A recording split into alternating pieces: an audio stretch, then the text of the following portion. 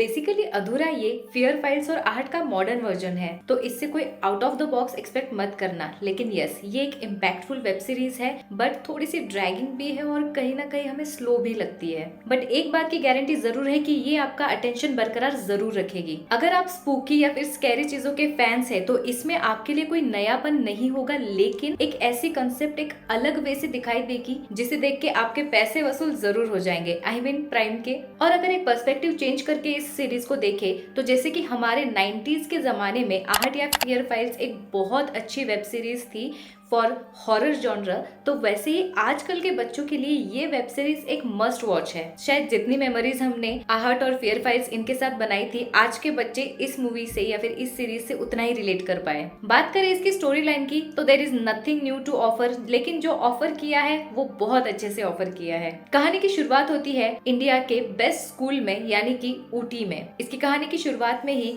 इस स्कूल के डीन आत्महत्या कर लेते हैं, यानी कि सुसाइड। वो कैसे होती है, क्यों होती है, इसका सस्पेंस तो 3 एपिसोड्स तक तो आपको पता ही नहीं चलेगा। उसी के साथ साथ पैरेलल एक कहानी चलती है एक छोटे बच्चे की, जिसको उसके क्लासमेट्स हमेशा बुली करते रहते थे। और इसके बाद आता है 2007 की बैच का एक ग्रैंड रीयूनियन, जिसमें आने वाले स्टूडेंट्स अब वीवीआईपी बन चुके थे। इसीलिए इस स्कूल के डीन के लिए उनका आना और उनको अच्छी सर्विस प्रोवाइड करना बहुत इंपॉर्टेंट था। लेकिन कहानी की असली शुरुआत तब होती है जब अधिराज नाम का कैरेक्टर ऊटी आता है और उसकी मुलाकात वेदांत से होती है। वेदांत इस कहानी में एक छोटा 10 साल का बच्चा दिखाया गया है, जो शायद पजेस्ड है या फिर मेंटली डिस्टर्ब है। ये वही बच्चा है जिसे स्टार्टिंग में दिखाया जाता है, जिसे बुली किया जाता है। जैसे जैसे कहानी आगे बढ़ती है, वैसे ही अधिराज को ये पता चलता है कि उसका बेस्ट फ्रेंड उनकी लास्ट फाइट के बाद मिसिंग था और अब तक 15 साल बीत चुके हैं, लेकिन उसका कोई अता पता नहीं था। और वेदांत से जब उसकी मुलाकात होती है, तो उसे वो सारे साइंस दिखाई देते हैं, जिससे उसे रमन की याद आती है। अब वेदांत और अधिराज का क्या रिलेशन है, क्यों इन बेस्ट फ्रेंड्स के बीच में फाइट्स हुई थी, ये सारे सवालों के जवाब आपको इस वेब सीरीज को देखने के बाद ही मिलेंगे। लेकिन कहानी यहाँ से एक स्पूकी सा और स्कैरी सा टर्न लेती है और यहाँ पे